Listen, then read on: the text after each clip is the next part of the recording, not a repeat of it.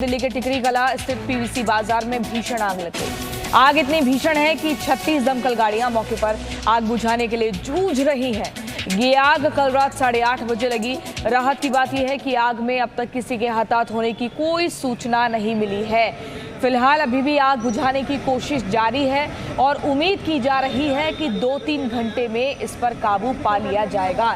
तस्वीरें आप देख रहे हैं कितनी भयंकर ये आग लगी है, लेकिन गनीमत ये रही कि किसी की जान का नुकसान नहीं हुआ। दिल्ली के टिकरी कला इलाके में ये भीषण आग लगी है। क्या कुछ कारण रहे इसका भी खुलासा नहीं हुआ है, लेकिन तस्वीरें देखिए आप, कितना भयंकर ये पूरा दृश्य है। दिल्ली में ये अग्नि तांडव आप देख रहे हैं। टिकरी कला में रविवार को ये आग लगी। मौके पर दमकल की 36 गाड़ियां अभी भी मौजूद हैं और लगातार मशक्कत चल रही है इस आग पर काबू पाने की, लेकिन धुआं धधक रहा है। आग की लपटें दिख रही है किस कदर से भयंकर पूरा दृश्य है। अग्नि तांडव, 36 गाड़ियां, आप अंदाजा लगाइए कि कितना भयंकर ये पूरा दृश्य रहा होगा ये हादसा। दिल्ली के टिकरी इलाके के पीवीसी मार्केट में खुले इलाके में बने गोदाम में आग लग गई। दमकल की 36 गाड़ियां मौके पर पहुंची हैं और लगातार आग बुझाने के प्रयास किए जा रहे हैं। तस्वीरों से आप अंदाजा लगा सकते हैं कि आग कितनी भयावह है। आग पर काबू पाने के लिए 200 से अधिक दमकल कर्मियों, 36 से अधिक दमकल गाड़ियों को तैनात किया गया है, लेकिन हवा की तेज गति के कारण आग बहुत ज्यादा फैल गई है। हवा बहुत तेज चलने की वजह से जो साइड में दूसरे प्लॉट्स हैं वो भी इसके अंदर इन्वॉल्व हो गए। 10 एकड़ का एरिया है लगभग, जो कि सारा इन्वॉल्व है। मेन इसमें डिसएडवांटेज ये रहा कि जो रोड है बीच में वो भी एनक्रोच्ड है, उसमें भी मटेरियल होने की वजह से एक प्लॉट से दूसरे प्लॉट में जो फायर है वो आराम से उसमें ट्रेवल किया। आग इतनी भीषण है कि आसपास के लोगों में अफरा तफरी का माहौल है। लोग तेज लपटों को देख चपेट में आने के डर से भागने लगे हैं। रविवार को आतंक के खिलाफ कई जगह चले सर्च ऑपरेशन में कई संदिग्ध आतंकी गिरफ्तार किए गए, जिनसे कई बड़ी साजिशों का पर्दाफाश हुआ। रविवार को सर्च ऑपरेशन की शुरुआत लखनऊ से हुई, जहां एक घर में छिपे 2 संदिग्ध आतंकियों की गिरफ्तारी के बाद जिस साजिश का खुलासा हुआ वो ज्यादा हैरान करने वाला था। ये यूपी में सीरियल ब्लास्ट की साजिश रच रहे थे और वो भी मानव बम जैसे हमले की प्लानिंग के साथ। इनका मकसद भीड़ वाली जगहों को निशाना बनाना था, साथ ही इनके टारगेट पर बीजेपी के बड़े नेता भी थे। भीड़ भाड़ वाले इलाकों में विस्फोट करने, मानव बम आदि द्वारा आतंकी घटना कारित करने की तैयारी में थे। वहीं जम्मू कश्मीर में आतंकियों के लिए फंड मुहैया कराने वालों पर भी एनआईए ने कार्रवाई की। रविवार को एनआईए ने 5 जगहों पर छापे मारे। इस छापेमारी में एनआईए ने 6 लोगों को गिरफ्तार किया है, जो आतंकवादी संगठन आईएसआईएस के लिए टेरर फंडिंग का काम कर रहे थे। पश्चिम बंगाल के कोलकाता में भी रविवार को एटीएस ने 3 संदिग्धों को गिरफ्तार किया। इन संदिग्ध आतंकियों के साथ जमातुल मुजाहिदीन बांग्लादेश से जुड़े हैं। वित्त मंत्री निर्मला सीतारमण ने कल मंत्रिपरिषद की सभी 11 महिला सदस्यों को चाय पार्टी दी। रविवार को केंद्र सरकार में महिला शक्ति की अच्छी तस्वीर देखने को मिली।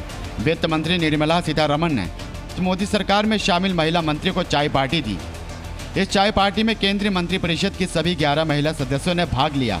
मौजूदा कैबिनेट मंत्री निर्मला सीतारमण और स्मृति ईरानी, राज्य मंत्री साध्वी निरंजन ज्योति, रेणुका सिंह साधुका के अलावा बुधवार को सरकार में शामिल की गई 7 नई महिला मंत्रियों ने इस चाय सत्र का आनंद उठाया। ये दूसरा मौका था जब मोदी सरकार में शामिल महिला मंत्री एक साथ नजर आई हैं।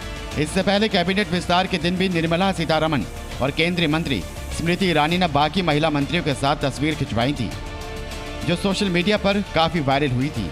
हम आपको बता दें कि प्रधानमंत्री नरेंद्र मोदी की मौजूदा मंत्रिपरिषद में महिला सदस्यों की संख्या 11 है, जो वर्ष 2004 के बाद सबसे ज्यादा है। मनमोहन सिंह के दोनों कार्यकाल में महिला मंत्रियों की संख्या 10 थी। देश के नए उड्डयन मंत्री ज्योतिरादित्य सिंधिया ने मध्य प्रदेश को बड़ी सौगात दी। सिंधिया ने ग्वालियर और जबलपुर के लिए 8 नई फ्लाइट्स को मंजूरी दे दी है।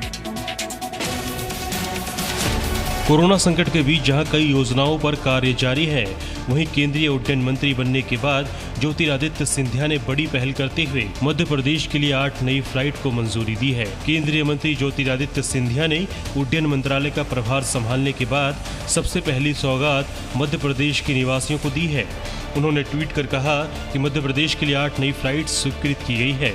ये फ्लाइट्स 16 जुलाई से शुरू हो जाएंगी। हमारे लिए अत्यंत हर्ष का विषय है कि फ्लाई स्पाइस जेट 16 जुलाई से मध्य प्रदेश से 8 नई उड़ानें शुरू करने जा रहा है।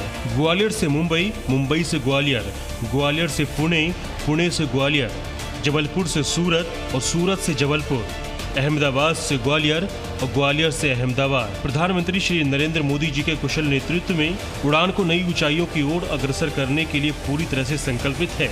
हालांकि इनमें से कुछ उड़ानें ऐसी है जो सिंधिया के मंत्री बनने से पहले ही मंजूर हो चुकी थी। आकाशीय बिजली गिरने से रविवार को जयपुर में 16, उत्तर प्रदेश में 10 से अधिक लोगों की मौत हो गई। जयपुर में तेज बारिश के बीच आमेर महल में बने वॉच टावर पर आकाशीय बिजली गिर गई। यहां घूम रहे 35 से ज्यादा टूरिस्ट इसकी चपेट में आ गए। हादसे में 16 लोगों की मौत हो गई। बताया जा रहा है कि मृतकों की संख्या बढ़ भी सकती है। दरअसल भीषण गर्मी के बाद मौसम में बदलाव के चलते बड़ी संख्या में लोग आमेर की पहाड़ियों पर घूमने पहुंचे थे। यहां फोटोग्राफी और सेल्फी का सिलसिला चल रहा था कि अचानक बिजली गिर गई। इसकी चपेट में आकर कई लोगों ने मौके पर ही दम तोड़ दिया। बताया जा रहा है कि जिस समय बिजली गिरी उसके झटके से वॉच टावर से कई लोग पहाड़ियों के बीच झाड़ियों में भी गिर गए। उनके बचने की उम्मीद बेहद कम बताई जा रही है। वहीं उत्तर प्रदेश में भी आकाशीय बिजली ने 10 से अधिक लोगों की जान ले ली। सबसे अधिक मौत कानपुर, प्रयागराज और कौशाम्बी जिले में हुई है। कानपुर जिले में बिजली गिरने से 5 लोगों ने दम तोड़ दिया, जबकि 3 लोग बुरी तरह झुलस गए हैं। भारी बारिश के बाद नेपाल से निकलने वाली तमाम नदियों में उफान है, जिसका खामियाजा उत्तर बिहार के लोगों को उठाना पड़ रहा है। मिथिलांचल में भी बाढ़ के कहर पूरा बरप रहा है। भारी बारिश के बाद पूरा का पूरा उत्तर बिहार बाढ़ की त्रासदी झेल रहा है।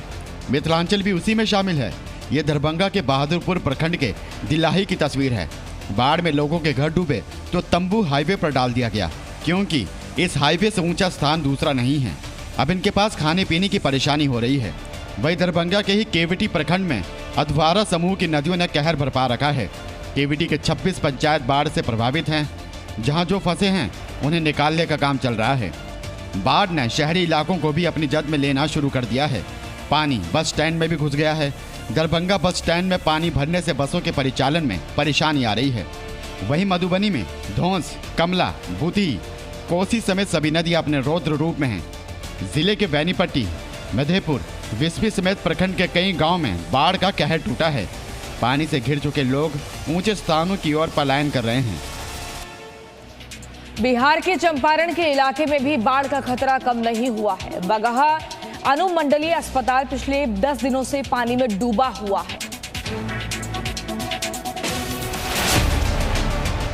बिहार के चंपारण इलाके में भी पानी ने हाहाकार मचा रखा है।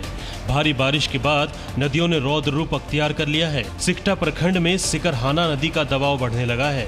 खतरा कदमवा घाट पर बने बांध पर मंडराने लगा है। बांध टूटा तो 10 गांवों पर सिकरहाना नदी का जल तांडव दिखने लगेगा। और ये तस्वीर बगहा अनुमंडलीय अस्पताल की है। पिछले 10 दिनों से अस्पताल का ये हाल है। हाल सुधारने के लिए अस्पताल प्रबंधन की तरफ से संबंधित अधिकारियों को जानकारी दी गई, लेकिन प्रशासन ने अस्पताल और मरीजों को इसी हाल पर छोड़ दिया है। वहीं सारण में गंडक का पानी एक बार फिर से निचले इलाके में फैलने लगा है। पानापुर और तरैया प्रखंड के 1 दर्जन गांव गंडक की जद में आ गए हैं। बाढ़ का पानी आने से कई गांवों का संपर्क टूट गया है। चंपारण से लेकर सारण तक पानी का प्रलय है। बड़ी आबादी बाढ़ से प्रभावित है। अस्पताल पानी में डूबे हैं, लेकिन अभी तक मदद के हाथ उन प्रभावित लोगों के पास पहुंचे नहीं हैं। कोविड नियमों में छूट के बाद पर्यटक स्थलों पर भीड़ बढ़ती ही जा रही है। पुणे के लोनावाला में भी लोग नियमों की जमकर धज्जियां उड़ा रहे हैं। कोरोना की दूसरी लहर से मिले दर्द को लोग चंद दिनों में ही भुला बैठे हैं। वायरस की रफ्तार सुस्त क्या पड़ी, लोगों ने रफ्तार पकड़ ली। कोरोना काल में जिन पर्यटक स्थलों से लोगों ने दूरी बना ली थी, वहाँ जन सैलाब नजर आने लगा है। कोरोना के खौफ से जिन जगहों पर लोग जाने से कतराने लगे थे, वहाँ फिर से भीड़ दिखने लगी है। क्या शिमला, क्या मनाली, क्या मसूरी, क्या नैनीताल, क्या कुफरी और क्या कसौली, हर जगह भीड़ लगी हुई है। कहीं से भी ये नहीं लग रहा है कि कोरोना की तीसरी लहर के खतरे को लेकर चेतावनी जारी है। पुणे के मशहूर टूरिस्ट डेस्टिनेशन लोनावला में भी लोग कोरोना की थर्ड वेव से बेपरवाह नजर आ रहे हैं।